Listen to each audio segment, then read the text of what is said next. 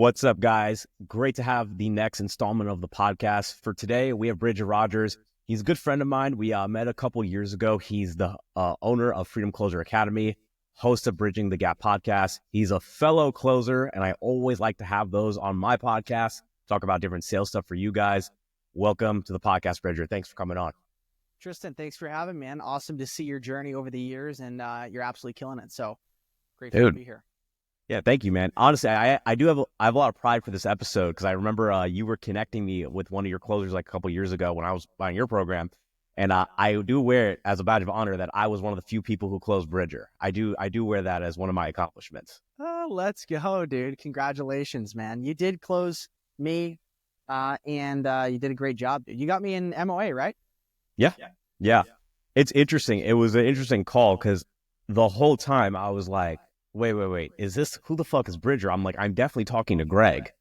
And I know I was in the middle of my discovery and I just had to cut it off. I'm like, hey, bro, you know who Greg Gallagher is? And then you like shift the camera. I'm like, oh, what's up, Greg? All right, I got to close both of you right now. All right, just one of those calls. Let's go. You know? That's great, right?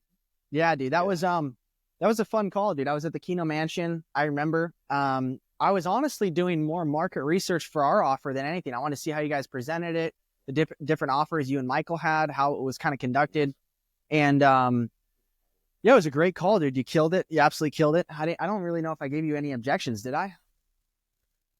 We negotiated, but I mean, when I saw you were a closer, I expected it. So what was I negotiating? Well, that's standard. That's different though. What was I negotiating? Do you remember? Just like if you were gonna join, like what can we do to sweeten the deal? That type of thing. Like just like, and I gave you a couple extra months, some one-on-ones with Michael, that type of thing. Dude, I still got to use those one-on-ones with Michael. I never used them. I did get close to him though, but I absolutely do need to get those booked, my man. For sure, dude. For sure. You know that I think that's a good segue, man, because I think anyone who's in like high ticket sales, everybody I've met who like actually does high ticket sales over the phone on Zoom, they always have some just crazy, ridiculous journey of how they actually got into sales, right? I tell sure mine. I want to hear yours. Like, how did you first get into like high ticket sales, closing over the phone, and just like killing it? Well, it's a great question, man. I definitely didn't start here. You know, a lot of kids out there. You know, I hate to throw Greg under the bus here, but he did grow up in a $40 million mansion. And there are a lot of perks to that. You know, you get to see the way of the wealthy, and I'm grateful that I got to become friends with him, that I was going to find a way or make one to eventually have him as my mentor, to work for him and be kind of the Barnes, that Edward C. Barnes to him as Edison, quote unquote, right? From Think and Grow Rich. So, you know, my journey begins in a small town in Coeur d'Alene, Idaho. Now, you know, don't underestimate Coeur d'Alene. It is home to a lot of celebrity super houses, powerhouses. Mark Wahlberg's got a home out there. You know, Kim Kardashian's been seen on the lake.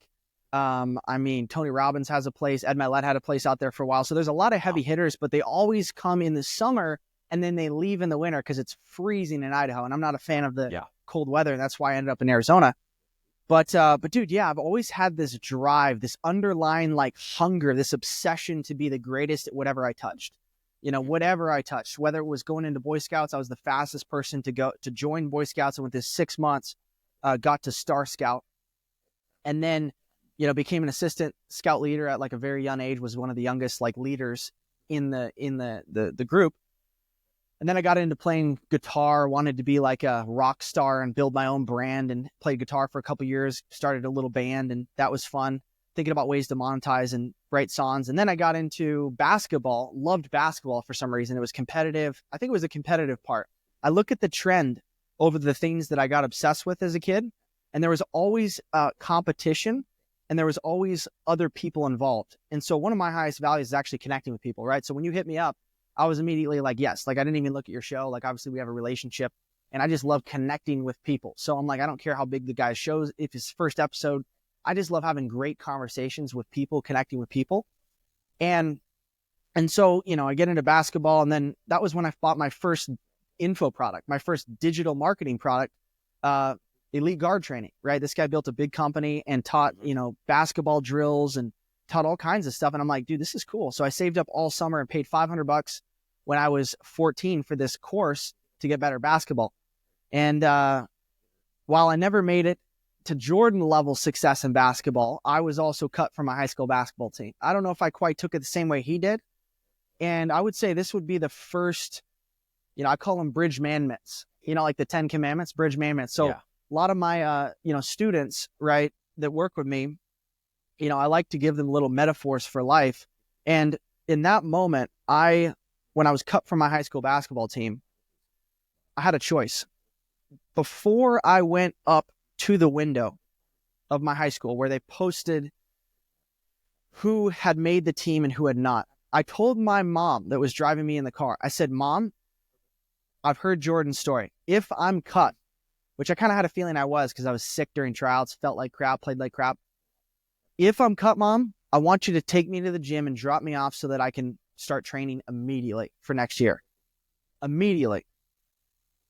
And it was like, can you do that? And she said, yeah. And so I go up to the window and I was kind of like in denial. I went through the list the first time. Nothing.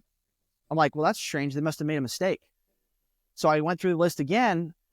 Nothing. Now panic's starting to hit. Fear, anxiety, stress. What are my friends going to think of me? Now I'm not going to be playing with all the guys I've been training with. And then I go through it a third time. It was like I got hit with a rocket ship of depression and stress and disappointment and all these emotions at 14 that I was not prepared or ready to handle. And I just immediately, bro, like the entire essence and energy and inspiration of my body just immediately collapsed. It was like it was like a balloon and it got popped and I was deflated immediately. And I immediately deflated, walked back in like I had literally gotten whipped like a dog, whipped dog. I walked into the car and I was so sad, so depressed. And at the time I had learned skills to change my state. You see, now I don't care what hits me. God forbids, I get a call from someone I love and things are not looking good. And I have this podcast. I know how to change state. I know how to compartmentalize, get into a peak state, which we can get into later. But I didn't have that skill at 14. And so I let my emotions dictate my decisions. And that's the first mistake that men make when trying to achieve something great, is they let their emotions dictate their decisions. And so guess what I did? I let the emotions get the best of me. And I said, Mom, you know what? I don't think this basketball thing's for me. I quit. I was a quitter. I became a quitter that day. Instead of turning my breakdown into my breakthrough, I let my breakdown plummet me down into further levels of depression. So for 2 weeks, I was super depressed, played video games all day, felt like crap. And dude, I'm going to be honest. I think that was a turning point for me because I learned two things in that season of depression, defeat, anxiety. I learned two things. Number one, it's a bit deep and spiritual and I can connect the dots later, but I had made basketball my idol, right? So I'm a Christian, right? I believe in Jesus and God. And, the first commandment, love the Lord your God with all your heart, mind, and soul. You shall have no other gods before me. Dude, I made basketball my idol. It was the most important thing to me. It was the thing that I thought, it became my idol. And any time, if you read in the Old Testament, the Israelites made other gods, dude, destruction was imminent. Destruction. And so that was what happened. And I really think it destroyed my spirit. And I didn't turn back to God. I just kind of like sat in the defeat. And that ate at me. And I really think that spiritual and mental and emotional defeat actually later carried into an illness. I think I manifested an illness through that. If we want to get really like metaphysical and spiritual, like I manifested Lyme disease. And just for the timeline's sake, right? Like this is all before like the hospitalization stuff, right? This is like before that. So this is November. And then we can segue into that actually. Totally. So November is when I got cut from the team. I spent 2-3 weeks in defeat. And then, dude, it was like December is when these stomach aches started. And I think it was just, I don't know, deep depression or defeat or micro-trauma. I don't know. Like my God had been ripped from me. The thing I cared the most about was gone. I'm sure everybody listening to this has been there. Whether it was a girl, whether it was someone in their life, whether it was something that you put higher than your God. Everyone worships something, Tristan, that you will always worship something. And whatever you worship will become your God and you'll be a slave to that. So be very careful what you attach yourself to. Yeah, dude. Yeah. So after all of that happened, then that's when you were bedridden. It was a progression. It wasn't like I just got hit like a train, and then I ended up in the bed. Like it was boom, defeat, sitting in anxiety, not taking action, not turning back to God, having these stomach aches, feeling lost, purposeless. I lost my purpose. My purpose was to become an NBA basketball player, be on the team. And you know what I did? I started playing the comparison game instead of the competition game. Elaborate. I started playing the comparison game instead of the competition game. Let me explain. Instead of waking up and thinking about how I can compete with the best version of myself or compete with other people that are playing, I started to compare to other people that were where I wanted to be. I became jealous, became envious, right? And I thought, oh man, like, why not me? Or, why am I not on the team? I kind of a little bit of entitlement as well. Mm-hmm. And I was kind of starting to project externally, reasons. I was like, oh, dude, the coach doesn't like me because I was homeschooled. I started making up all these excuses for why I didn't achieve the results I want, instead of taking ownership of the places that I could have improved. And looking back, I actually think that it was God's will for me not to be on a team. I think that no matter how good I played, God did not want me on that team, because later on, as I grow up and I saw these guys, all those guys on the basketball team, I mean, I can't say that I kept in touch with all of them, but the majority of those guys ended up in patterns of hypnotic rhythm that are literally just mediocrity, depression, partying, like just devastation. Like that, I don't think, I mean, I could be wrong. All those guys I think are corporate 9-to-5 slaves. Right. And, yeah, dude. I actually, funny enough, I do remember this. So I was always kind of like what I called in high school, like a hybrid. So I was like very intelligent, but I wasn't a nerd. I sat in the back of class, but I was on all the sports teams, but I wasn't the starter all-star guy. Like I was the backup, on defense. I was backup on offense, everything. So it was interesting because like my friend group was the athletes and I was accepted, but I was like the smart athlete. But then like with the nerd, they didn't do sports. So I was in this interesting place. And the thing with that, and tell me if you felt the same way, it's like you aren't quite fitting into one group. So therefore you're almost fitting into nothing. And it led to that isolation. Dude, right? I'm glad that you said that, because you were doing what I call living in the gap. Yeah. Living in the gap, right? So let me explain. The gap is a place that, like you said, you don't belong. Mm-hmm. Living in the gap is what I was doing. I was living in my defeats, in my struggles, in my shortcomings, in my excuses. I was in the gap, right? I like to explain in a lot of my programs and philosophies is, you're right here. Like, first off, you have to identify your starting point. Everybody needs to know how much money they have in their bank account, how much money they're making, what their skills are. You need to take an inventory. You need to take a dream inventory, as I call it, of every asset you have. Because as Tony Robbins says, it's not the lack of resources, it's the lack of resourcefulness that lacks you from being able to bridge the gap. Yeah. It's a lack of resourcefulness to build the bridge to get you from where you are to where you want to be. And so for me, when I was in that situation, I was very similar to you in that I was homeschooled, but then I started to go into public school 10 years after sophomore year. So I didn't start freshman year. I was kind of that odd guy out. And I was also similar to you. I was a straight A student. I've never gotten below an A. The reason being, by the way, is at a very young age, I grew up in kind of poverty a little bit. Like my parents ended up on, my mom and dad ended up on food stamps. My dad, he couldn't work. He was self-employed, but he got into some car accidents, he was basically couch ridden because of his back Is that pain. why they stopped the homeschooling? No.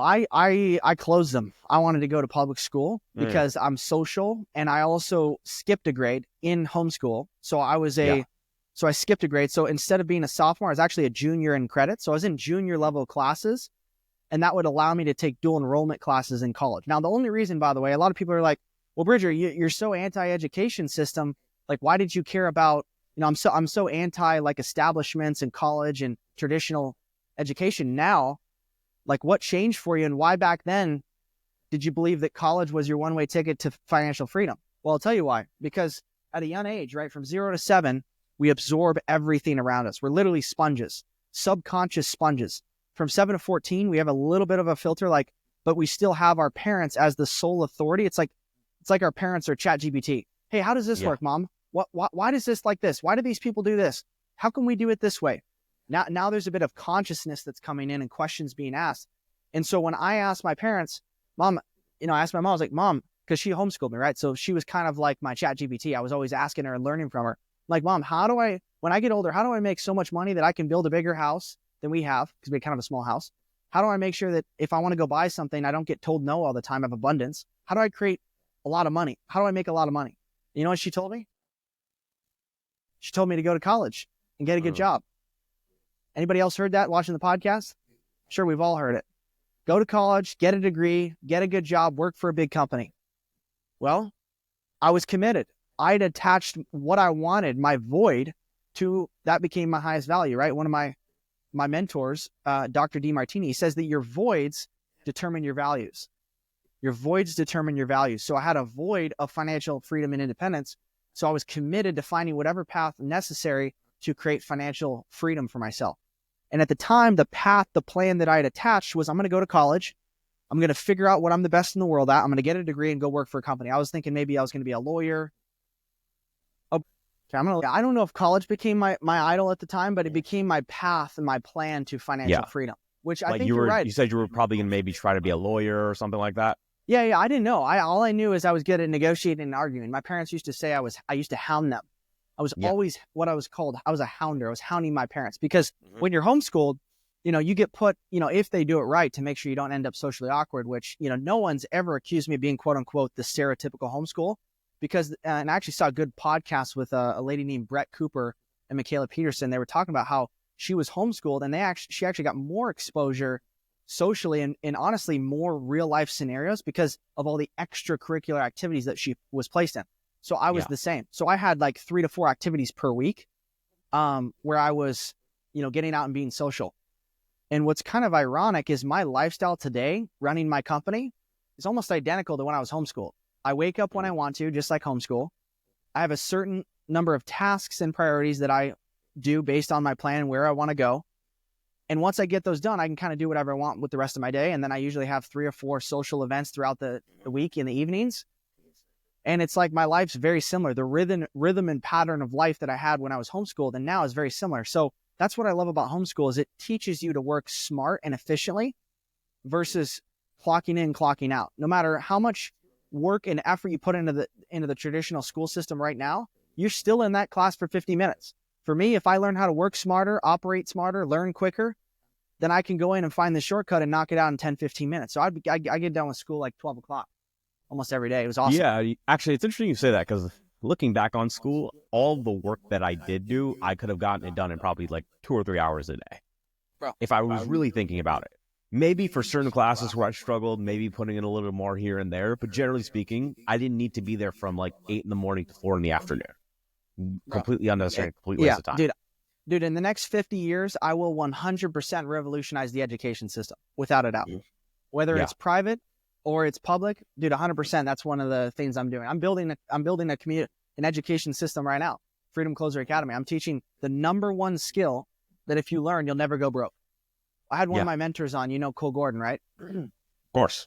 Coaches and mentors, you guys, right? I mean, he's the goat to the goats, so coach to the coaches when it comes to sales training, consulting, founder of closers.io, shout out. And I had him on the podcast, Bridging the Gap podcast, twice. And the second time he came on, I was asking him, how did he scale from closer to multiple 8-figure business owner? And he said he had to do what's called skill stacking. And if you're watching this, I hope you're taking notes, because I'd write that down. I'd circle it 3 times and I'd do 2 underlines. Skill stacking. If you want to become wealthy, that's the #1 thing you need to be focused on, which is skill stacking. You need to get really, really good at learning skills that work in the real world and get results and give you leverage. So let me give you an example. Influence, communication, closing, right? All kind of in the similar space. If you can learn how to master a cold call, you can learn how to master a cold approach, right? I know a lot of your audience comes to you guys to learn dating, status, influence, leadership. Well, that these skills, just like I'm studying Leonardo da Vinci, love his work, right? I got a book, Think Like Da Vinci, and one of the things you'll notice, he's a Renaissance man. What does that mean? It means he mastered multiple areas of life that had nothing to do with one another, and because they were all in different areas, he believed that they were all sort of connected. Meaning, if I get really good at painting, and that artistic side will help me get really, really good at marketing and being able to have a creative side of marketing. And so one of the things that I think is missing from young men, Gen Z, is skill stacking, right? If you go back 50, 60 years post-World War II, what were we doing? We were building Boy Scouts, which are basically pre-military men. We're building 18, young men to learn how to tie knots, how to become survivalists outdoors, like actually be men. Like if we strip down civilization, we drop a couple humans in the middle of nowhere, dude, you need skills to be able to survive. You need to be able to build a shelter. You need to be able to find clean water. You need to be able to eventually trade and communicate with other settlers and people around you. And you got to be able to kill. Listen, we need to go back to Gen Z thinking, I will eat what I kill. I will eat what I kill. Bro, Dude, random topic. Yeah. Have you ever seen the videos of like gym classes in like our lifetime versus gym classes in like the 50s and 60s? I have seen the video, yeah. Greg posted it's fucking crazy, bro. Like in gym classes in high school, dudes were like on the monkey bar. Like when JFK was president, kids were on the monkey bars. They were climbing. They were doing, like, everybody was ripped, bro. Everybody. It's crazy. Yeah, and I was kind of like that. I grew up in Idaho, and I was doing push-ups 5, 6 years old. My dad taught me how to throw some weights around. We had a little bench. I was doing weights at like 9, 10 years old, 11. You know why? Because I was competitive, and I had a best friend, and I didn't want him whooping my ass. So I was like, I'm gonna get stronger. So if this guy tries to freaking take me down, dude, like if anybody's ever struggled with bullying, you know what the solution to getting bullied is? Bully back? Well, no, not bully back. You shouldn't bully back. Yeah. Become strong. You know what the saying of America is? You know why I love Trump? Peace through strength. Right. Dude, if you become strong, dude, you don't even have bullies approach you. If you look jacked, dude, and then also you have to have what I call balls. Most Gen Z men have lost their ball sack. Where are the balls at, man? Go approach that chick. Dude, go get a commission-only job, and if you don't close a deal, your ass is going homeless. Like, I've been there before. I've paid my rent March 1st, 2021, $32 to my bank account, and I had a commission-only job where if I didn't make at least $1,500, I would miss rent. I didn't have a credit card. But guess what? I could have closed. And I've done this before, actually, when I started. And this was not that long ago in retrospect. 2021 was not that long ago. Less than 4 years ago, 3.5 years ago. Since then, I've made over $1 million in closing, in remote sales. Like commissions. I love it, dude. So yeah, Gen Z, men, grab your balls. Start doing hard stuff and start failing faster. You got to fail faster, guys. Yeah. And I also think there's like this misconception that because you don't or can't harm someone, that makes you brave and that makes you strong. I completely disagree. I think strength comes from the fact that you have the capacity for violence, you have the capacity for strength, but choose peace. Yes. That's where strength really comes from. It's choose peace, be a peacemaker, absolutely, right? I have my Bible, sitting, well, I guess it's in the other room. I was reading it earlier, but it says be a peacemaker, right? And, like you said, like have the ability to kill, right? If you read the Old Testament, do you know how many times God said, go kill these people? Guys, if you're watching this right now and you're one of these soft Christians that think that, Christianity is weak, dude, you need to go read the Bible. Dude, this is the most hardcore belief system on the planet. I mean, these, like, the level of standards that God had, especially in the Old Testament, for his people is paralleled next to none. In fact, if you go look at all the other religions, they all model and mimic and modify the truth, the Old Testament. That's my belief. But yeah, go ahead. Yeah, no, this is great, man. And, I think a lot of guys, and here's why I'm really grateful for getting into sales. So, do you know who, Michael was not the first guy, like, like Michael's like my Greg in a way. Yeah, he is. Yep. So Michael's not the first guy. It was actually, do you know Arlen Moore? Yeah. I haven't met him personally, but heard good things about him. Yep. Yeah. So I actually my first mentor was Arlen. I'm actually having him on after you. He's my next episode. Today? No. When am I interviewing him? Monday or Tuesday, something like that. Okay, very nice, my next episode. I've been wanting him for a while. That's awesome. He actually was my first mentor. And what I see very like a commonality between us and why I think closing doesn't just help you with the commission check when you're on a Zoom call. I think the skills you learn in closing help you network with the people that you want. So here's my question to you. the commonality I see between us is that we have a friend group and a network is usually older and richer, and they're, in a way, we are friends with people that we have no business being friends with. Like we're almost punching above our weight. My question to you is, how did you first start networking with mentors and start networking with people who were where you wanted to be? Yeah, you make a great point, right? And I definitely hear you on, we quote unquote have no business being with these mentors, but I actually disagree, and I'll challenge you on that, and I'll tell you why. Yeah. I actually think that in my experience, the best mentors I've had actually enjoy the mentoring process. I think that the mentor gets just as much value mentoring that the mentee gets from getting mentored. That's my contrary take. 1000%. Because if it's a true mentee, then guess what he's asking myself? How do I add value to this mentor's life? How do I literally solve problems that keep this person up at night without them having to do any work and lift a finger? If you can do that, if you can figure out, number one, I'm going to give you a formula. If you want to meet mentors, I'll tell you how I did. I'll share my story, but I'll give you some tactical stuff right now. If you're writing this down, Sure. write this down. Number one, you have to identify your mentor and his highest values. Not everyone values the same thing. Some mentors care about money. How can you help save this guy or make this guy money? Some mentors care about time. How can I buy this person's time back? Some mentors care about human connection, and they just having a connection, having a conversation, being a friend. Some of these people that I've met that are uber successful, they get idolized. They get put on a pedestal. They can't even have real human conversations. And if you just act like a normal human being, it's almost rare to them. They're like, dude, this guy doesn't treat me like an idol.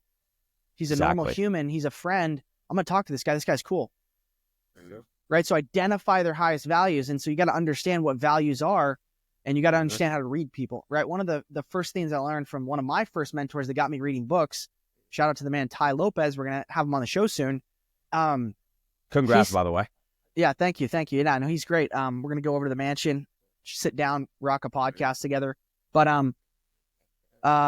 probably do it April or May, most likely, but, that'll be a fun episode because I used to hate reading before I met him. Like I hated reading, bro. Like I didn't learn how to read till second grade. I think I bought 67 Steps when I was like 14 or 15. How old are you? I'm 24. Okay, we're the same age. So born 2000 or 2000, yeah. 2000. Okay, there you go. See, so when's your birthday? Oh, Bridger, by the way, what I was saying when I said having no business connecting, sure. Like I mean it from like just on the surface level, just looking in. Like if you're outside looking in, it's almost like, because I get this all the time. I get comments. I don't know if you ever do as well, or maybe when you first started, I get messages all the time. They're like, bro, how do you hang out with Bulgarian? How are you friends with Michael? Like how are you? That's more of what I meant. So on the surface, it's like, it doesn't make sense. Like logically, we shouldn't be there on the surface, but there is something always behind the curtain. That's more of what I meant. Okay. That makes sense. Yeah. So I haven't gotten that recently because I think I've been building my brand longer. And as you build your brand longer and, people see me with, guys like Kino Body, guys like, Justin Waller, or guys like Michael Sartain, or they see me with all these influential people they look up to, Cole Gordon, right? Jeremy Meyer, Andy Elliott, like, pretty soon it's the standard, right? Like if people are surprised at the actions you're doing, then it hasn't become a standard for you yet. So, now I'm not sure if people, I know this, if I got around Trump, when I have Trump on the podcast, when I have him on, people are going to be like, dude, how did you finesse that one? Because my network isn't at the Trump level yet. I'm close. Yeah. I'm one or two connections away from Trump. But as far as that level, that's going to take some divine anointing of the Holy Spirit to make that. Cause that's a lot of power. That's a lot of influence. That's our world. It's the world leader, of the free world. So yeah, man, going back to your comment of like, how does closing and influence communication relate to networking, meeting high level people? I think it's the exact same thing, right? In a closing process, like if you're sitting down and you're having a 60-minute conversation with someone, you have to identify the person's highest values, their pain, their desires, why now they want to make a change, if they're financially qualified, if there's any other decision makers in the process, right? How they know you, build enough trust to get them to say yes and hand you like money. And the same thing applies when you meet someone randomly, right? Being able to master that first 60 seconds. I can't tell you how many mentors I've met because I can cold approach. In fact, I'll tell you one last year. One of my friends was closing for a company called Superhuman. John, shout out to the man, John Matson. And, he told me about it. I learned about the company. And then guess what? He lives in Scottsdale, right? So finding the right city, by the way, as a young man is huge. We can talk about that later, how to identify the right city, why I picked Scottsdale. But I picked Scottsdale because I knew it had successful people where I wanted to go. And so I'm rolling over. I walk across the street to this coffee shop I work out of. And guess who I see? John Matson. And because I've developed the skill of, it's really just courage, confidence, communication. I said, hey, what's up, John? How are you? I want to introduce myself, right? I'm Bridger. I'm friends with Zach on your team. I love what you do, man. And I just kind of connected with him. And then I waited, listened, talked to him, told him a little bit about, dude, love what you guys are doing. I actually built Kinobody's stuff, built up his high ticket team. And immediately, because I was able to drop like a quick little value stack of who I am and what I've done, he immediately identifies, because successful people are constantly analyzing their resources on how to be resourceful. Mm-hmm. So the second their mind is always screening for opportunities. Yeah, the reticular activating system in your brain is looking for, because we have thousands of data points right now.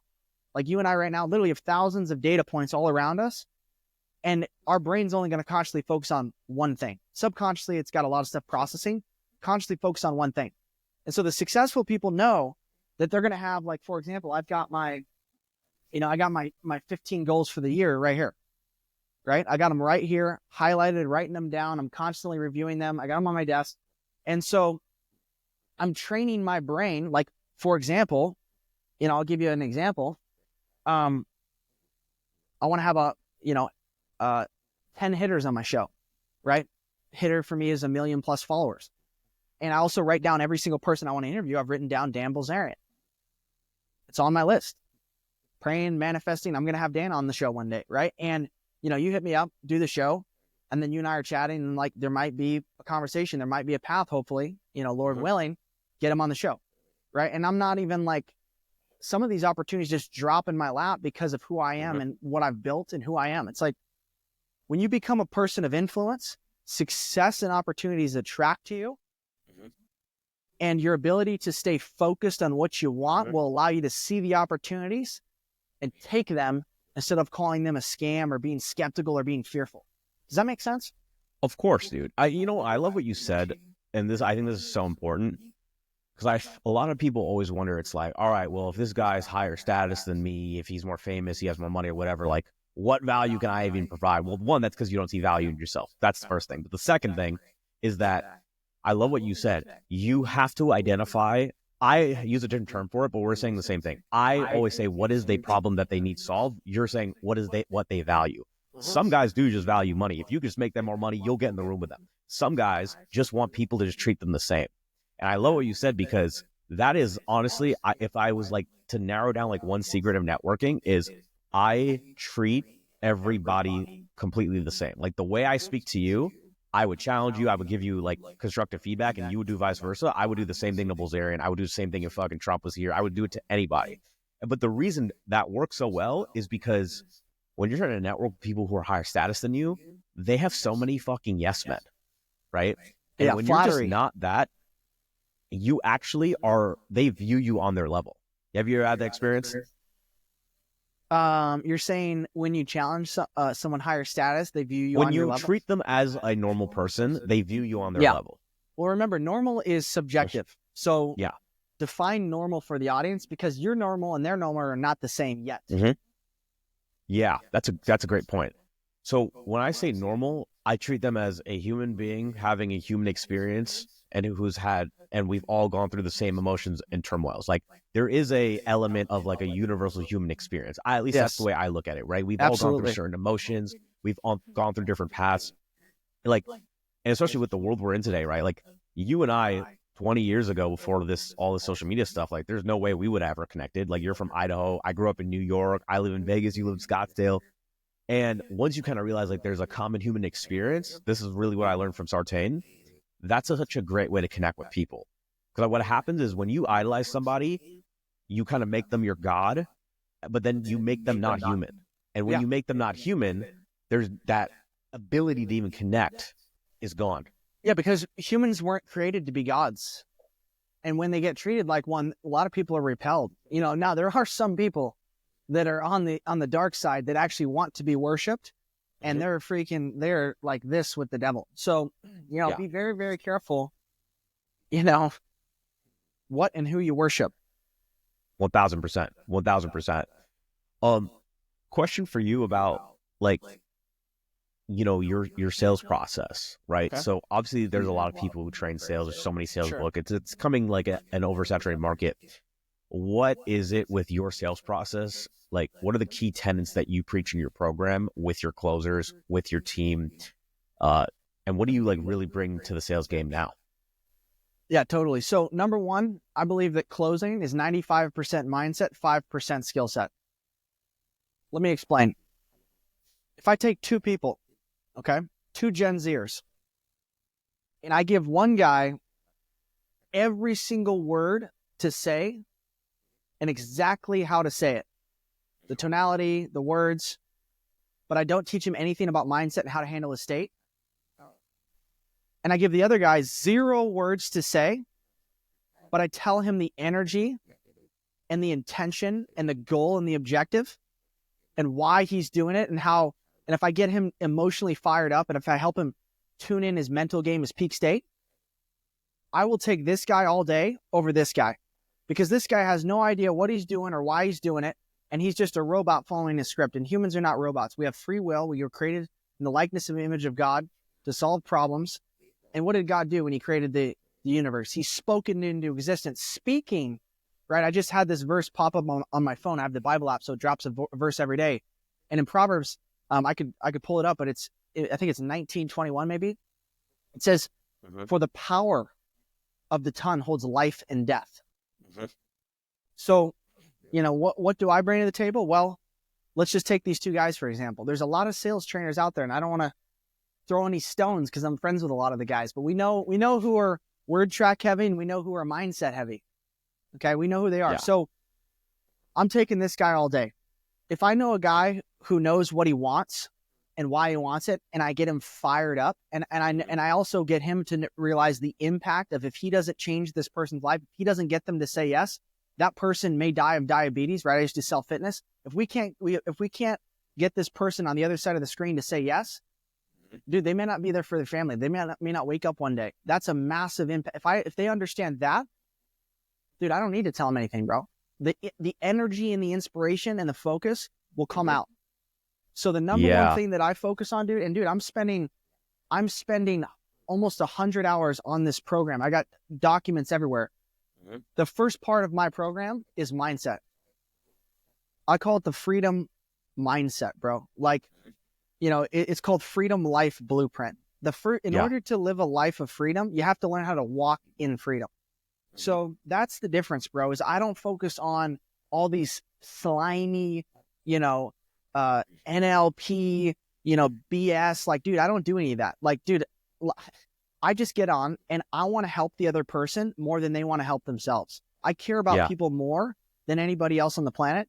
And I also have a standard of excellence in myself where, dude, I was created the likeness and image of God. Dude, I'm here to glorify God and do things to the best of my ability, because I know that I am salt, meaning I add value to people, and I'm light, meaning I encourage and I help bring the truth out. So at a fundamental principle level, that's the difference. A lot of guys are word track heavy, and don't get me wrong, I've got scripts, I've got word tracks, but if I don't teach you this first, bro, dude, you're done. You're done, dude. Life's going to cripple you, dude. The enemy will take you out, bro. It says in John 10:10, for the enemy comes to steal, kill, and destroy. Steal, kill, and destroy. Steal your hopes and your dreams. Kill your ambition. Rob you of the thing that'll get you where you want to go, right? And it also says in 1 Peter, I think it's 4:12 or 5:12. This thing is 5:12. Your enemy, the devil, is walking around like a roaring lion, seeking someone to devour, right? This is the concept of entropy, right? If we wanted to get into more of a physical state, like if we leave men watching this podcast in a room by themselves without a mission, without a purpose, without an objective, dude, they will self-destruct. They will not get better. They will destroy everything in that room.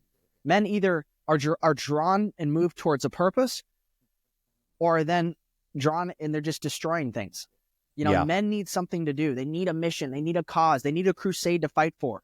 right? I was just at a Bible study with a couple guys here in the building. One guy that I met a couple years older, a couple decades older than me, really good guy.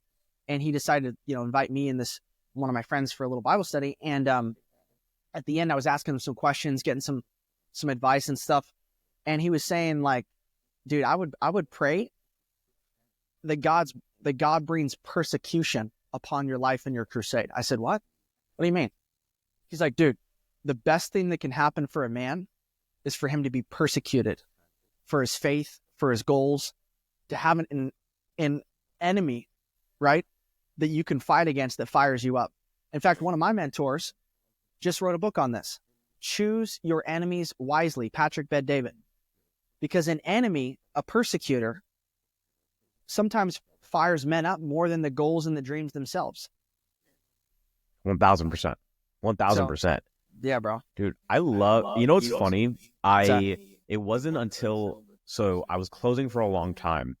Now, I always thought to myself, it's actually funny you say this. So obviously mindset and being in state matters more than like the script that you have in sales. And in my mind, I always thought, oh, well, I was kind of like on the flip side of you. I was like, oh, that's kind of bullshit. Like, I know I can like not feel it, get on the call and just close. Like when I was like last year when I was closing full time and I had a Harvard schedule, I could just like be out of class, be on 2 hours sleep. I could just do it. But in reality, what I can do, it's not that I can just say the words with certainty. It's that I can change my state, which makes me certain. Right. So it actually, what we're saying is the same thing. We're just in different words.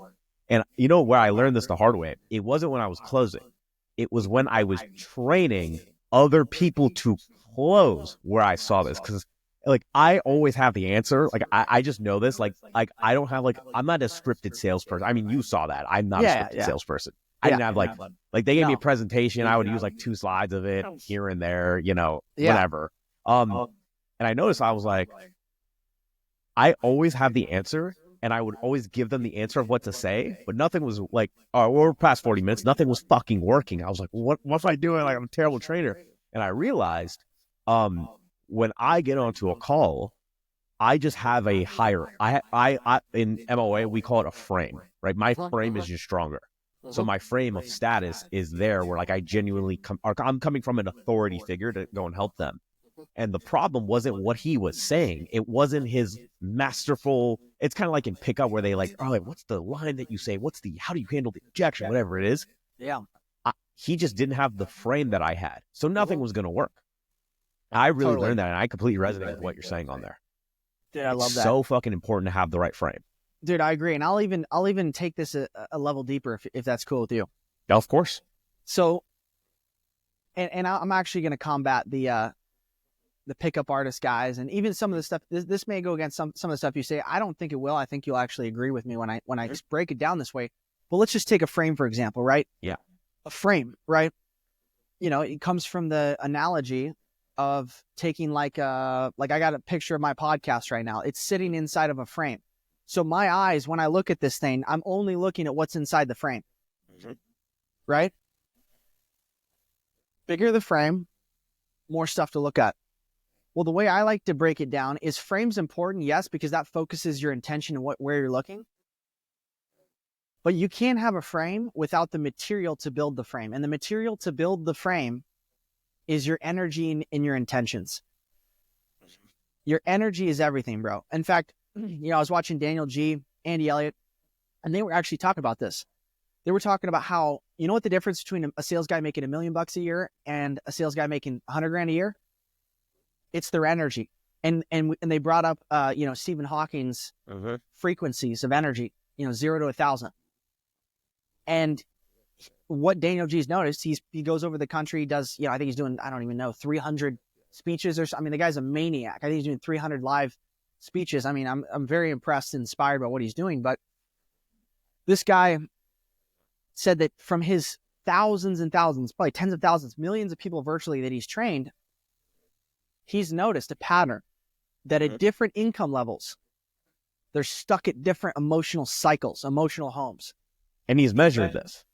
I mean, he doesn't run a scientific study. He's not like a freaking scientist, but he's observed this in his coaching experience. That when he's coaching a sales rep to break through to their next level, Somebody stuck at 100, 150 grand, 200 grand, he could circle, 5, 600, whatever is 5, 600, anger, shame, guilt, courage.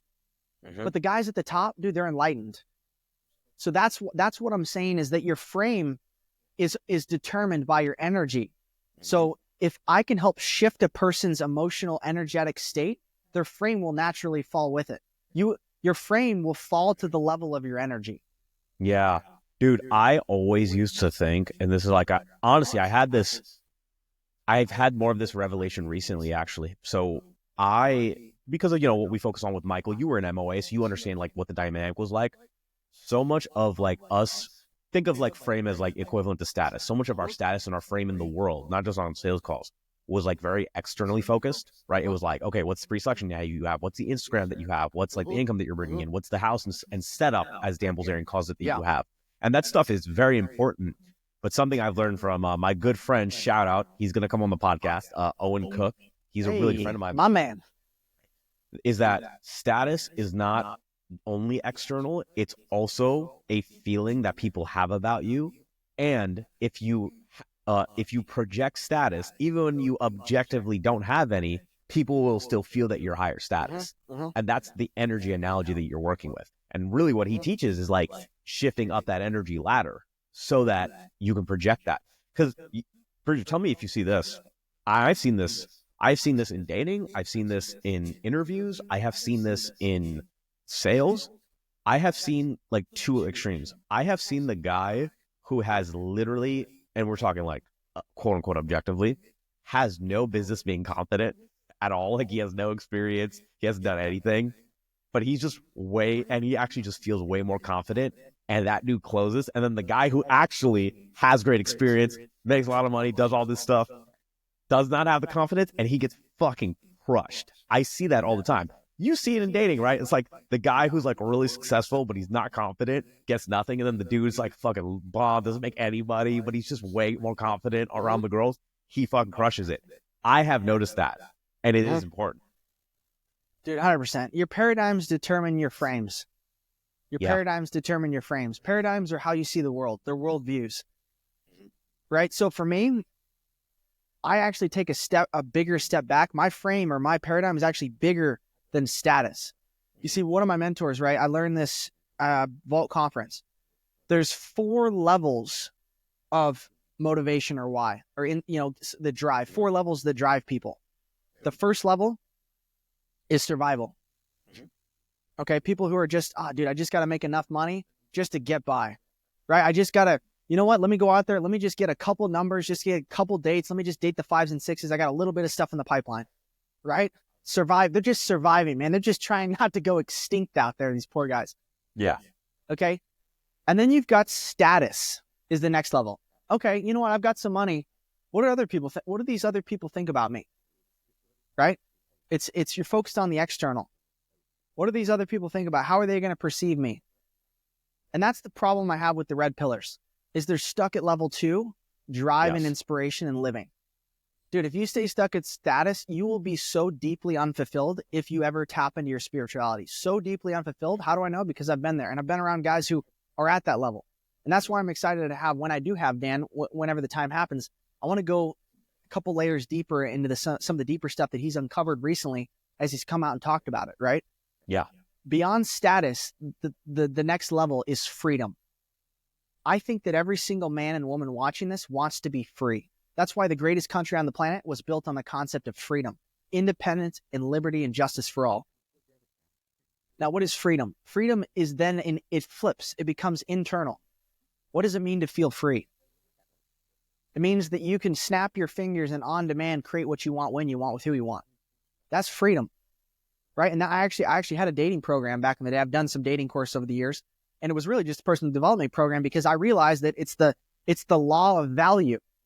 It's the law of value. You will attract who you are.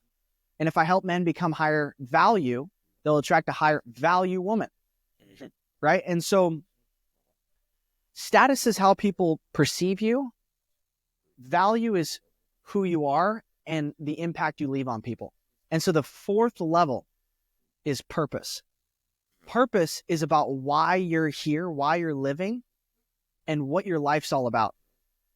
Purpose is the ultimate level of drive, and it's what causes people to ask the deep questions. Who am I? Why am I here? If I die today, what's the legacy I'm leaving behind? And so I love helping men and women raise their level of drive and paradigm to a purpose level paradigm. And this is why naturally I don't need any of the pickup artist BS, because I'm a purpose driven man, right? One of the guys, Christian guys, he wrote one of the best selling books on the planet, The Purpose Driven Life.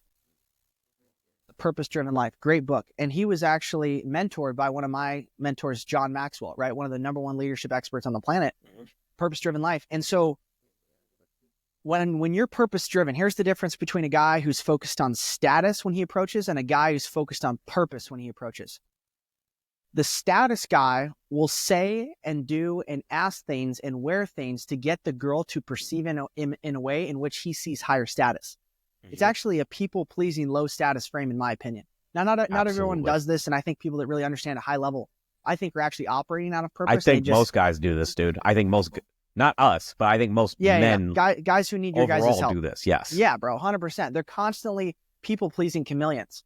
Yeah. What do I need to wear to attract the girl of my dreams? And I've done this, guys. The only reason I can tell you so specifically is because everything I'm telling you, I had at one point. We've all done this, guys. Yeah. We've all done this. Yes. Yeah. And if you don't admit it, then maybe you're stuck in the cycle still. And so the moment that dating for me changed and became effortless as far as being able to approach men or women, just approach people and be confident and charismatic, is when I elevated even beyond freedom. Freedom's like, dude, you know what? I don't care what people think of me, dude. I'm going to be who I am. You switch internally. I'm going to be who I am. That's freedom. That's a freedom frame. That's good, but it's still not focused on the other person in a value way. When you're focused on status, it's a taker frame. You're externally focused on taking. How do I perceive in a way to take? When you're in a freedom frame, level 3, you're internally focused on you. And when you elevate to the 4th level frame, the purpose level frame, you're externally focused on adding and giving value. Yeah. Bro, this changed the game for me, dude. Totally changed everything in my life. It's allowed me to create the life and impact and success I have. In fact, this is biblically rooted as well. You reap what you sow. Every man will reap what he sows. So, Roger, if you have a question for you on that. So it's one thing for us to have that frame. And I learned this when I was training sales reps. Yeah. And then it's one thing to help others have that frame. How do you, in your coaching, help other guys achieve that freedom paradigm? Yeah, dude, 100%. And I would say, I tell people that I want to help them live the freedom lifestyle. I sell them what they want. I give them what they need. My program is actually about purpose. It's how to find your purpose and become the man that you were called to be. That's actually what that's what I teach. That's what all this is right here. It's the first thing we teach in my program, because I'm taking someone where they're at, which is they think they want freedom. What they really want is a purpose. And I help them find a purpose. And in finding their purpose, they find freedom. So it's higher level. So your question was, how do you get someone into the purpose frame? Is that correct? Correct. How do you raise their paradigms? And, totally, bro. Get them up to that level. Well, you got to give them homework and you got to let them find it. You can't force someone to enter a freedom paradigm or a purpose paradigm. You can't force someone to enter a purpose paradigm. You have to enlighten them and call them and encourage them and draw them. This is the power versus force dynamic. You have to inspire them to raise their standards by how you're living. Right? This is the first principle in John Maxwell's 21 irrefutable laws of leadership, the law of the lid. In organizations, success will only rise below the level of the leader. It's the lid on the whole organization. And that's why entrepreneurship and business building is the ultimate personal development program with the highest compensation package attached to it. Still that word for word, by the way, from Ed Milet. It's a great line. Yeah. But I don't think he'll mind if I use it. So yeah, how I do that is I inspire and I ask people to go inward, right? I think that in order to find your superpower and live a purpose-driven life, you have to go inward. You have to go still. You have to go into solitude. If you want to find your superpower, you must enter a state of solitude. And this loops back to what we talked about earlier. When you're in a people self-pleasing frame, you're going to be exactly like you said earlier, Tristan. You're going to be constantly bouncing back and forth to the nerdy group, to the athletes, to the nerdy group, to the athletes, to the nerdy group, you're living in the gap because you're status-driven individual. Status-driven individuals are living in the gap, in my opinion. Yeah. They are living in the gap and they're blind. They're unaware of a new level of freedom and purpose that they could find if they elevated to the top level. So do you know how Jesus influenced and closed people? How? Questions and truth. Those are the two things that he used. And God's word. He also, in Ephesians talks about putting on the full armor of God to take your stand against the devil's schemes, which the devil wants to steal your dreams, kill your manhood, and take everything from you, right? So you got to put on the armor. You got to go to war every day. And remember, we're talking about persecution. As a man, you need to find a crusade and fight against evil every day, right? And the armor of God allows you to do that, which is, number one, the first piece of armor, put on the helmet of salvation.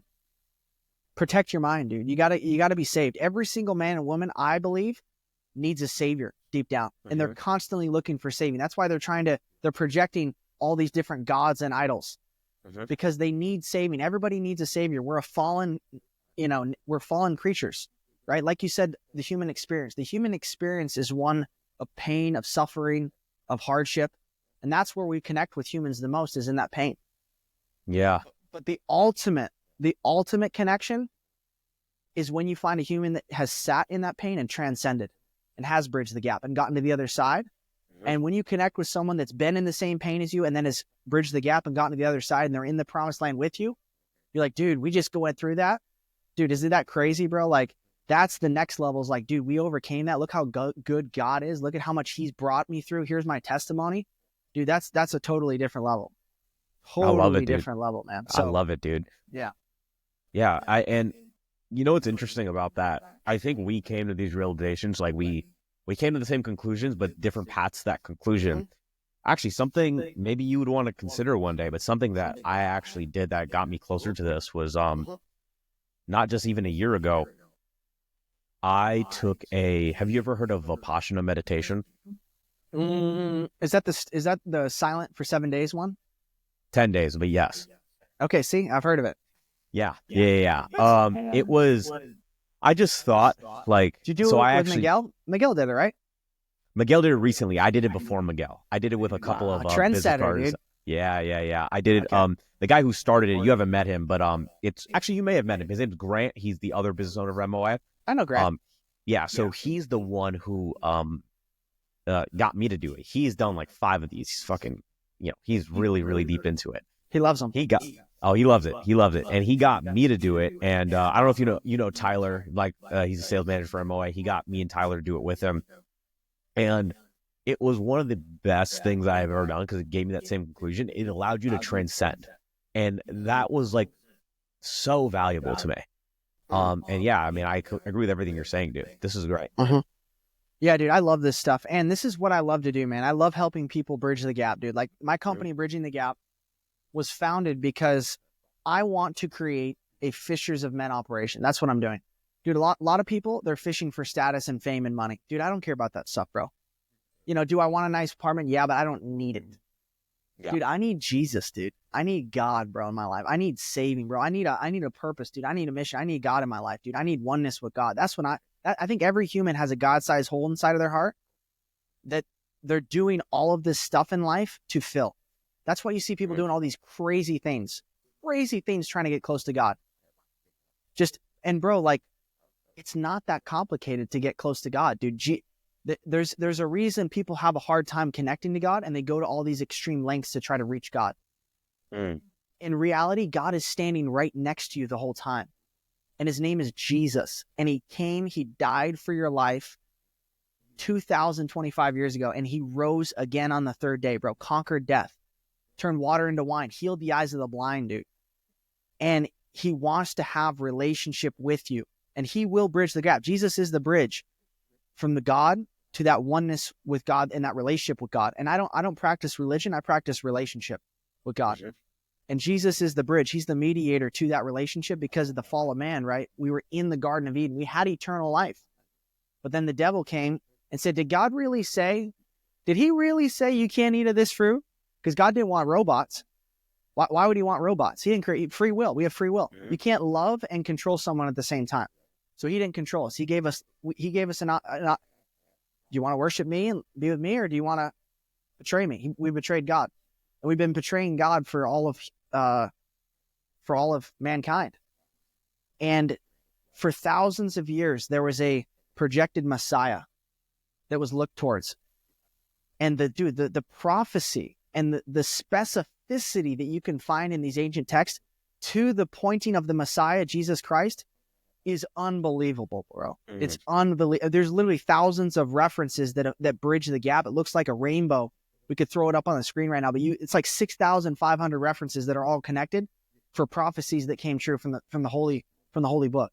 It's unbelievable, dude. So yeah, bro. And like when you make that decision, dude, like I'm going to lay down my life and follow Jesus, bro. Like it doesn't matter what you go through. It doesn't matter what you walk through, bro. The disciples that chose to follow Jesus, when they were fishing, by the way, they were busy doing the world's work.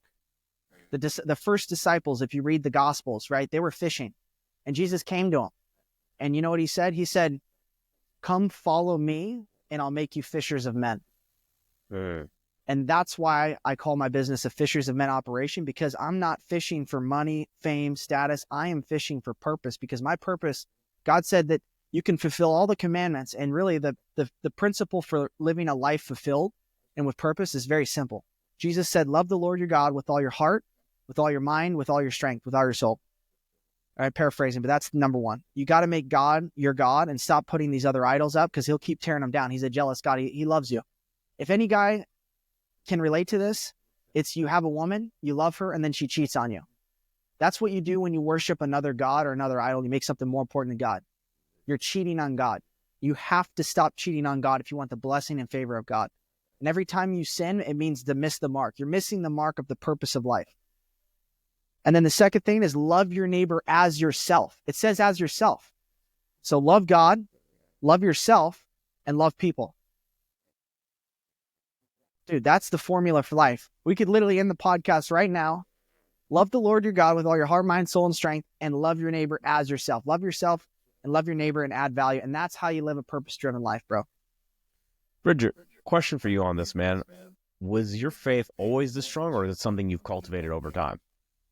Bro, that's a great question. So I'll be the first to tell you, I have been spiritually, enlightened or a Christian, they call it born again believer, since I was 3 years old. So okay. I think that there's 3 days in a man's life that are the most important days in his life. Number one is the day he's born, right? Obviously, right? Number two is the day he figures out why he was born, his purpose. And I think that there's universal purpose and then there's specific purpose. And I talk about this in my new program coming up, Freedom Life Blueprint. And the universal purpose, I believe, of humans is to know and love God, have a relationship with God, to be one with God. So that's the universal purpose of humans, is to glorify and to know and to have a relationship with God. And then the specific purpose is then that next step, which is to, love yourself, love your life, and love other people. Go love and serve other people. And so when I was 3 years old, I grew up in a Christian family. Luckily, my parents didn't grow up Christian. They had their own different backgrounds, came together through, I believe, the will of God, and had me. And at 3 years old, man, I'm like, you know how kids are, dude. I was a crazy kid, dude. I was just rolling around, dude, just like high energy, man, just throwing stuff, dude, just like figuring out. I was destructive, dude. I was in entropy, dude. Just crazy kid. And then, talk to my mom, and, she tells me about Jesus. I'm like, who's this Jesus guy? It actually says in the Bible, it says, in order to enter the kingdom of God, you must become like these little ones, these children. Right? What do children do? Do they ask questions that they're not afraid to get the answer to? When we get older, we're afraid of the answers we'll get, because it might be true, it might be humiliating, it might make us look dumb, because they don't have the ego. They're not focused on a status frame. Children are unaware of status, and they're purpose-driven, meaning they're externally focused on adding value and seeing what's going on. And as you get older, status starts to creep in. 6, 7, 8, 9, it gets really bad in middle school, even worse in high school, college. And so 3, I give my life to Jesus. I'm like, who's this Jesus guy? She explains to me. Jesus died, you're a sinner, I've sinned, right? I disobeyed my parents, or I, was mean to my little sister, or did something that was not the will of God, and fell out of that relationship with God. Because once you sin, he's perfect. Immediately that separates you from God. Just like we talked about earlier, like if you're struggling with these two groups, that's what we call a lukewarm Christian.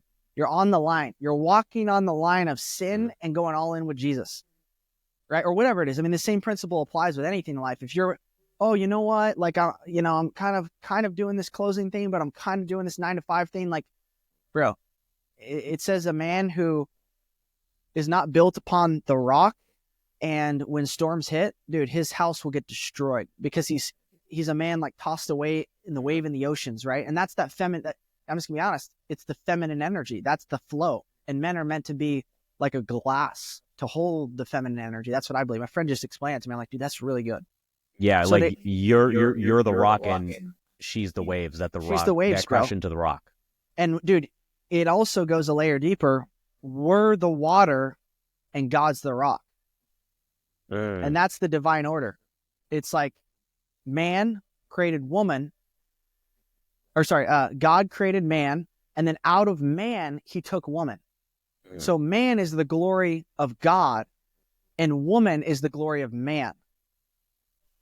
It's crazy, bro. I love this stuff. So, I gave my life to Jesus at 3, and I genuinely believe that I was saved, born again. And I've walked with God. I've read the Bible. I've gone to church. I've really grown in my relationship with God. Wasn't mean. Read the scriptures. Memorized hundreds of Bible verses through this program I did. And just like anybody in life, I got hit with trials, tribulations, tests, hardships. We talked about it earlier, but we didn't even really get into it. But this is where I would say, like, I went through hell. After I made basketball my idol, I fell into my own sin and shame and guilt and all that stuff. And I just kind of made myself sick. I got these stomach aches, started getting really bad stomach aches. Every time I ate, bro, like I wanted to throw up. I was on the couch, like excruciating pain. Felt like 1,000 knives, like sharp pain was just like stabbing my stomach.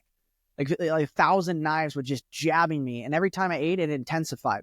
So I just stopped eating. And it wasn't because I didn't like food or I felt bad about how I looked. It was the pain. So I was like, I stopped eating, bro. I just got super skinny. I lost 20 pounds. Turned into skin and bones, dude. Literally looked like I was in a concentration camp in World War II. And I lived that way for 18 months, dude. And I learned a couple of lessons in that. But the first lesson is, no matter how dark your life may seem, there's always a bright light that you just are unaware of. Because as much as I wanted to say that my life was horrible and, it was horrible, but I still had a loving family that took care of me. I was still fed. I still had a shelter, dude. Like your life can always get worse is what I'm saying. And you can always find a place of there's always someone who has it worse. There's always someone that has it worse. And not that we should compare ourselves to people that have it worse, but it gives you perspective to help you get into a state of gratitude, right? Because a lot of the personal development gurus, they'll tell you this, right? You can't be grateful and angry. You can't be sad and grateful. You can't live in those two. It's scientifically impossible based on the brain, the way that the neurons pop off. So, that's the first lesson is, no matter how bad my life gets, I have made a decision to find the light. And I'm going to find the things I'm grateful for. And I'm also not going to lose hope. My dad would tell me over and over again when I was in this pain, he's like, Bridger, God's got a plan and purpose for your life. God's going to use this one day as your mission and your message. God is going to make you an instrument for his glory. He's like, I know it may look dark. This is not the plan God has for you. My dad was just constantly pouring into me, encouraging me. And I'm very grateful for that. And people that don't have that or didn't grow up with that, it doesn't matter if you don't have people around you. God is always pouring into you if you're willing to listen. I believe you can have such a real relationship with God where you can hear him speak to you in your life. God's the ultimate mentor. He's the ultimate coach, ultimate guru. And I think that's what people are searching for. And when they really are hungry and they're really lost, they'll substitute things. The devil masquerades like an angel of light. So they'll think they're worshiping God. It's actually the devil. I've watched some crazy podcasts. Yeah. Some people, dude, the most atrocious things in life have been done, quote unquote, in the name of Jesus. And it's not because it's the spirit of Jesus. What does it say? What does it say in the? I believe there's a verse that says, "Beware of false prophets." Does that say that? Yeah. It's in the Bible somewhere? Oh, 100%. Yeah. Jesus said, beware of false prophets, because for they'll come to you as a wolf in sheep's clothing. Mm. And you know what Jesus said? Well, Father, how Jesus, how do we know who's a false prophet? You know what he said? He said, you will know them by their fruit. And then he goes on and shares, and if you want to look it up, you can just Google parable of the fruit. A good tree does not bear bad fruit, and a bad tree does not bear good fruit. For a fruit will always produce that of its own kind. You'll never see a pear tree produce apples. Never see an apple tree produce oranges. Does that make sense? Yes. And that's why my book is actually built on the concept of the tree of life. I think that everybody's life and who they are is like a tree. And your paradigms are the roots that keep your life together and how you see everything. It's your foundation. Because your paradigms and what you believe, which will shape who you are and how you see yourself, which is the trunk. And your identity and your purpose and who you are, your identity, all your values, your purpose, how you see yourself will determine your objectives and your goals, which are the branches, which will branch out. Your objectives, your goals, your priorities will then determine your plans and the way that you spend your time. And then how you spend your time and what you sow into the world will determine the fruit that bears off the branches. Yeah. Does that make sense? Absolutely, dude. Yeah, this is incredible. I didn't expect to talk about Jesus so much on a podcast. This is my first podcast talking about that. But yeah, dude, no, this is incredible, man. Just a couple things I want to go over. I do have some other obligations to go to like right after this, man. No I problem. blocked out 2 hours, but a couple things I think is going to be super important. You said something earlier that I want to circle back to, was the importance, and I think this is so fucking important. I tell people this, not just guys, people this all the time. The importance of choosing the right city. Go. Yeah, that's it, dude. 100%. So let me tell you why that's important. Okay. The Bible says in Proverbs, bad company corrupts good character. Yeah. It doesn't say that good character will influence bad company. It doesn't work like that. It's the opposite. So what does that mean? You've heard it said before, you are the 5 people you spend the most time with. Well, you want to pick a city, I think, if you're a young man, that optimizes for 3 things. Okay, these are the 3 things I optimized when I picked my city at 19 to move out from Jump the Nest. Number 1, I picked a city that would allow me to grow myself and my business and my network. Figure out what industry you want to get into. I wanted to get into personal development, info products, coaching, consulting. And it's very easy to know where people live nowadays. They post it on their Instagrams and their social medias. And so I saw all these guys down here doing this like build your empire house. They had a build your empire house down in Scottsdale back in the 2017, 2016. Casey Adams, Kieran O'Brien. Yeah. I became friends with all those guys. They're all my friends now. Caleb Maddox, Hayden Bowles, all these guys that I saw back in the day that were young and killing it. I'm like, dude, they live in Scottsdale. I'm like, dude, you know what? I'm going to go pull up to Scottsdale and somehow I'm going to meet them and I'm going to be friends with them. And I did it, bro. And I knew no one. I came down here with 0 connections besides my roommate, who was a couple years older. Luckily, he took me under his wing and let me live with him. And I got kind of started at 19. And dude, I thought it was great. I got into this little crappy apartment that was like the walls were paper thin, dude. I could hear people like all the time. But I thought it was awesome, bro. Like I had freedom, dog. Like I was like, dude, I can go where I want, when I want with who I want, and I can do whatever, right? Because in my house, we had very like structured rules. It was a lot of structure. So the total freedom was something I hadn't touched before, and it was amazing. Mm-hmm. And just like, go ahead. Just like anybody that touches total freedom, I kind of got lost in the sauce a little bit. And that's when I ventured away from God, started living a life that you'd see all the world living, dating tons of chicks, focusing on the money and status. And that found me on a 3-story mansion overlooking the Gulf of Spain, dating a bunch of hot chicks, hooking up with a bunch of hot chicks, and totally forgotten my faith with God. And I'm sitting there on my 21st birthday after making 20, 30 grand a month at 20 years old, traveling the world, doing everything I wanted to do, hot chicks, all of it, friends with all the cool people. And I'm like, dude, what's the purpose of all this? It came back to that for me. What am I even doing this for? And I just was deeply depressed. I'm like, what kind of fruit have I even bared in my life? Like, do I have anything to show for the life I've been living? And the answer was no. And I was confused because the enemy uses confusion to keep you stuck. Yeah. I was confused in my identity. I was confused in my goals. I was confused in my purpose. I was confused in who I was. And it was 4 years ago at Funnel Hacking Live, which I'm going back to next week, ironically, to return, born again. It was at Funnel Hacking Live when a very powerful man shared his testimony. His name's Garrett J. White, and he wasn't a Christian, but became a Christian. A couple months later, he felt like sharing his testimony of his relationship with Jesus on stage. And dude, I'm in my suit. I'm searching. I'm confused. I'm standing next to my friend. And dude, he gets on there and starts sharing his testimony on how he'd been chasing the money, the status, the chicks, the sex, all of it. And it was never enough. He'd go to the next thing and the next thing and the next thing and the next thing and the next thing. And dude, every time he went there, it got emptier and emptier. Yeah. And pretty soon he found himself at the top, but he was in the bottom of his soul. The Bible says, what does it profit a man if he gains the whole world and loses his soul?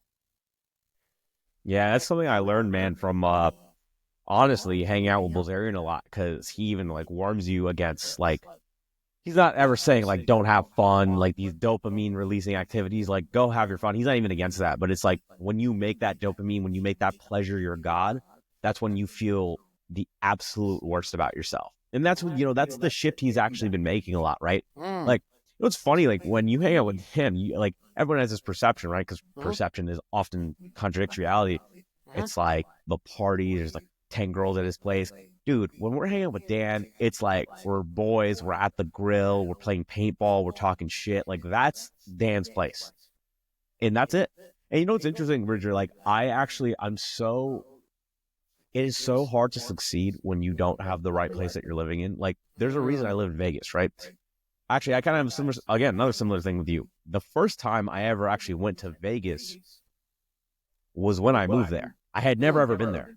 And it was when Mike had a spare bedroom in his apartment. I remember this. Yeah, I think you were living there, weren't you, when you closed me? Yeah.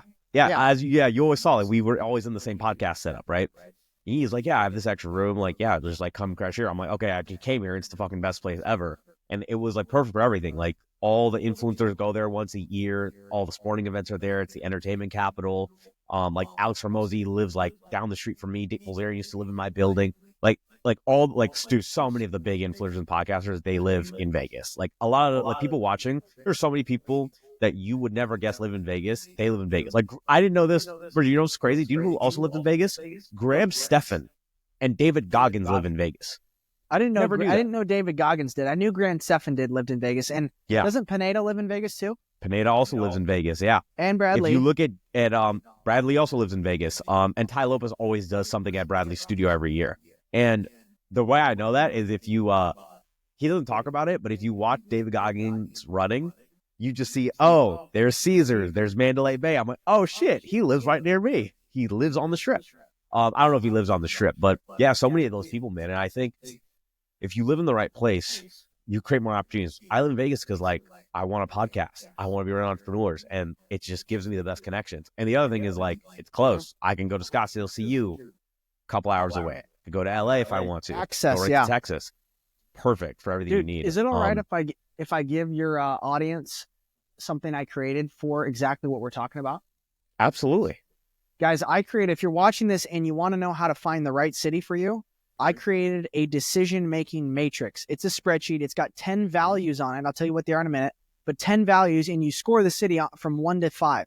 And I tell you what the values are, and you plug it in, and you put the top 5 or top 10 cities you want to move to, and you rank them for what's important to you. This is again coming down to values. What do you value? And then you score it based on where you think that lines up. And, like you said, you got to either go visit or have someone there that can attest to those things. And it's super powerful. It's a little spreadsheet tracker. I'm happy to give it to your audience. Dude, yeah, that's awesome. If you guys are watching this, go to my Instagram right now. You can find me at Bridger_Rogers, and just DM me the word city calculator. Yeah. City calculator. I'll set this up on my back end so it automatically sends it out to you guys. City calculator. It's a calculator to identify from 1 to 5 what the best city is for you. And then you've got a number. You can make a decision logically, not emotionally, but you can also pray on it. I think that you should use logic, but you should also use intuition and trust in your gut, right? Yeah. I'm reading Art of the Deal right now, Trump. He's like, dude, the number one thing that I listen to is my gut. Even if the numbers make sense, I follow my gut. Yeah. So, but yeah, I love it. I'm happy to give that to him. I think it'd be super valuable. And yeah, if you guys want to know what the variables are, I'll actually leave it as a mystery. Just DM me City Calculator. I'll send it over to you. But I seriously love though, it, like dude. I was watching another podcast with Modern Wisdom, and they were talking about how important it is to live in the right city, Yeah. right? To be optimized for business opportunities and connections, be optimized for lifestyle, doing the things that you love, your hobbies, your recreational stuff, being optimized for mating, right? Like finding the right woman, putting yourself in an environment where you can actually meet the right woman that matches your values. So yeah, dude, that's going to be super valuable for them. And, I would say, cause I know you do have a hard stop coming up.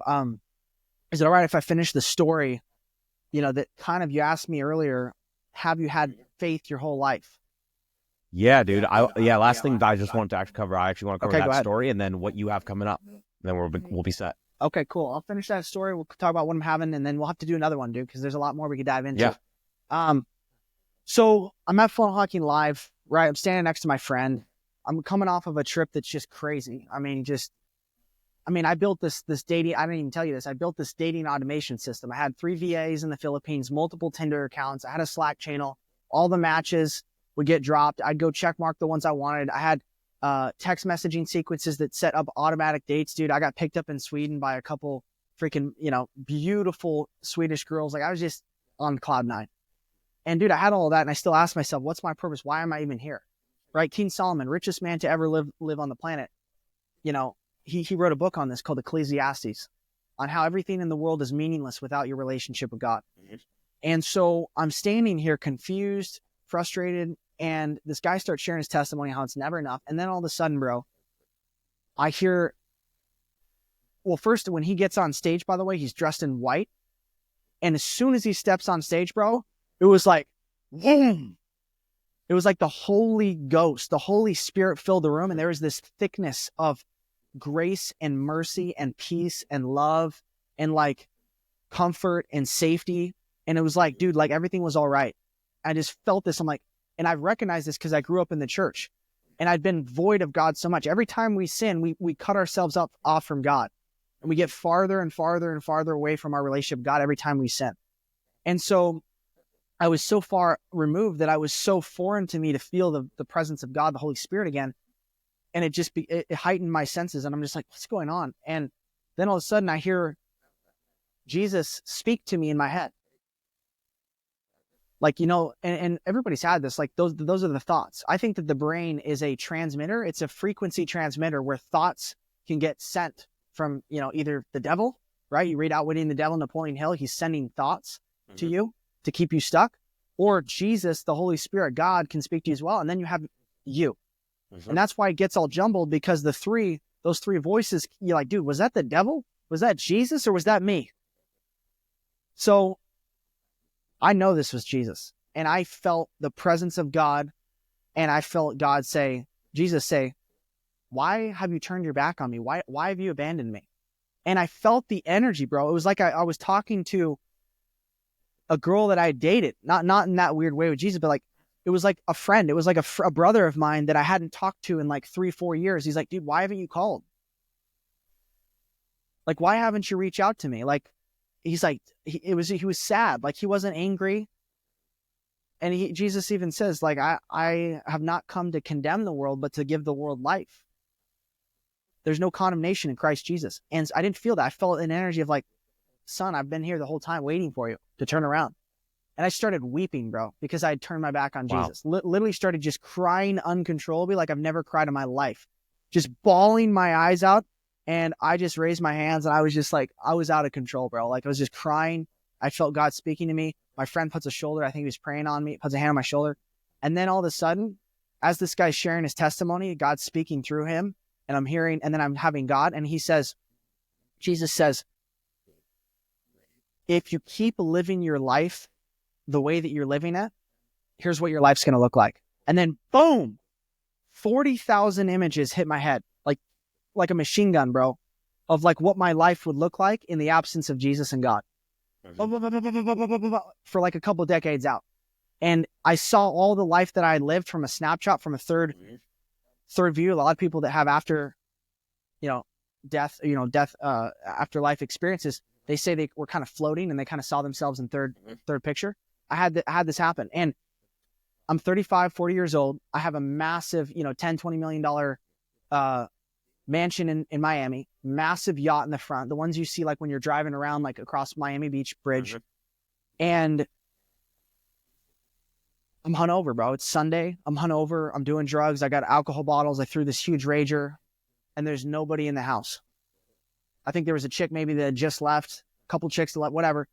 I was super empty, bro. And every single meaningful relationship in my life, I had burned because I was a taker. I was focused on status and how to look cool to people instead of actually loving people.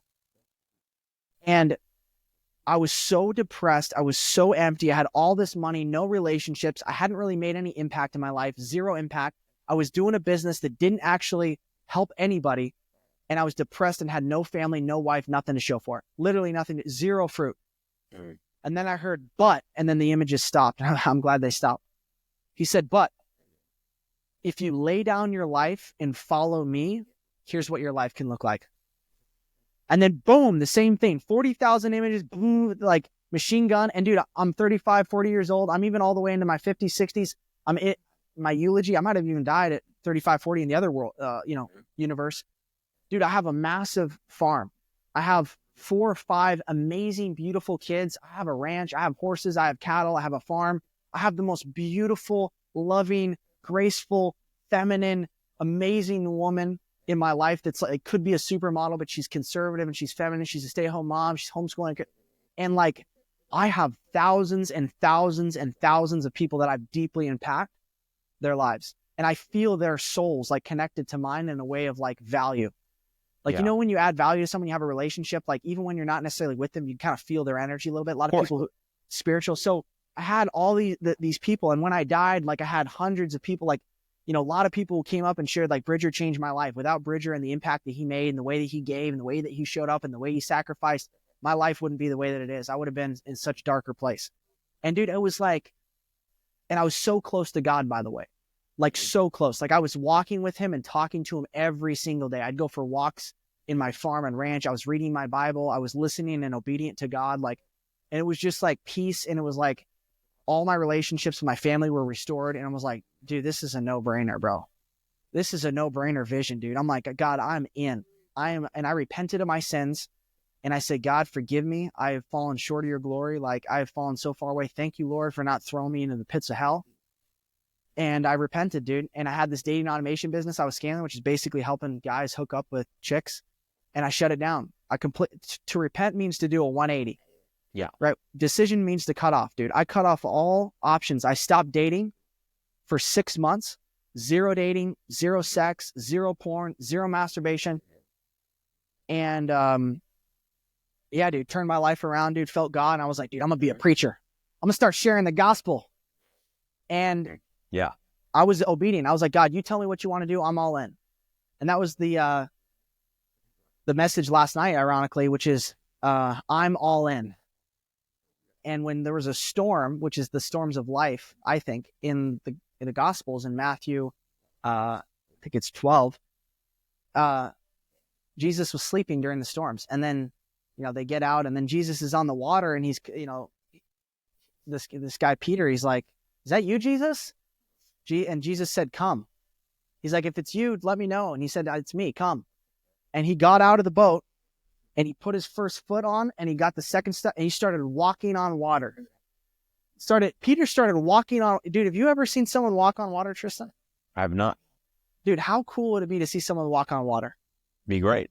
Bro, he's walking on water. And then guess what happened? After a little while, he took his eyes off Jesus and he sank. And that's the relationship that God wants to have with us. And when we're focused on Jesus, bro, we will walk on water, dude. David and Goliath. And so that's the story that I want to leave is like, that's how my faith I know is real. I had a real encounter with Jesus. And if you're watching this and you're not sure if there's a God, you know, don't take my word for it. Dude, ask questions, bro. Pray to God. Talk to God. Hey, God, if you're actually real, reveal yourself to me. Reveal the truth to me. Show me what this is all about. And dude, he will. He'll start showing up everywhere, dude, because God is everywhere, dude. The Holy Spirit's everywhere. And when I fully like gave my life to Jesus and I was born again, like Jesus gave me the awareness to see all the times when in my darkness that I had felt and seen God. It was like I saw all the Holy Spirit moments that God had worked through people and given me light and an opportunity to turn back to the light, and I continue to walk in darkness. And so God is merciful. If you're watching this, there's hope. God's got a plan for your life to prosper you, not for destruction and ruin, Jeremiah 29:11. And I'm happy to answer any other closing questions. And just grateful to be here and share my testimony and be a witness to what's possible with God. Yeah, dude, I really appreciate you sharing that story, man. Yeah, man, I know, dude, this was a great podcast. I really appreciate you coming on. Last question for you, Bridger. What you got coming up next? So everyone can follow. Totally, I appreciate it. So if you guys are watching this right now and you want to connect with me and you want to watch along with the Bridging the Gap podcast, which we have a couple episodes coming out every single week on YouTube, you can type my name in, Bridger, Bridger, Rogers, Rogers. Just type my name in, Bridger Rogers on YouTube. You'll find my channel. I put YouTube podcasts out, videos out for helping men and women bridge the gap to financial freedom, location freedom, time freedom, with learning the number one skill that'll help you transform every area of your life, which is closing. I teach you how to close yourself first, which we talked about is the most important close you ever make. And then I teach you how to close other people so that you can live the life you want. So if you want to learn more about how to get into high ticket sales, just like Tristan's made an awesome career out of it, you could DM me Freedom on Instagram and I'll send you over a free training to learn more about it, how to get involved. Love for you to follow me on Instagram, Bridger_Rogers. And I'm happy to give that city calculator as well. Just DM me city calculator on Instagram if you want to know the right city. So that's what I got going on, Tristan. The podcast, we're building this awesome alternative education company at Freedom Closers, igniting, firing up the next generation, empowering them, equipping them to go out and live the lives that God's called them to live. And we got, dude, I don't have just Christians, dude. Like I got Muslims, I got atheists, like I got everyone in my program. Right? Because I don't speak, when I speak of the things I've seen, I speak in the way that I've seen it, not the way you've seen it, right? I don't project my faith onto people. I share what's true to me. And everyone, I believe the same principles of the United States, freedom of speech and religion, so I encourage people to speak the truth, be bold in what they believe, and be respectful and honor one another. And that's the type of culture we roll with. So if you're looking for high performance, if you're looking for a community, if you were kind of like me or Tristan, you're kind of bouncing around. You kind of got these like guys that are doing the 9-to-5 thing and are going to graduate college and, drink beers, on a Friday night and, marry a deadbeat wife that isn't passionate about God or isn't passionate about building something cool. And you're looking for a new community. You want to get into the right room. Then I think there's no better place to do it than Freedom Closer Academy. We've seen some awesome transformations in the last year and would love for anybody watching to be a part of that if you feel called. Awesome, dude. Dude, thank you for coming on, man. And yeah, we'll catch up soon. Tristan, thanks so much. And I look forward to doing it again soon. Awesome, bro.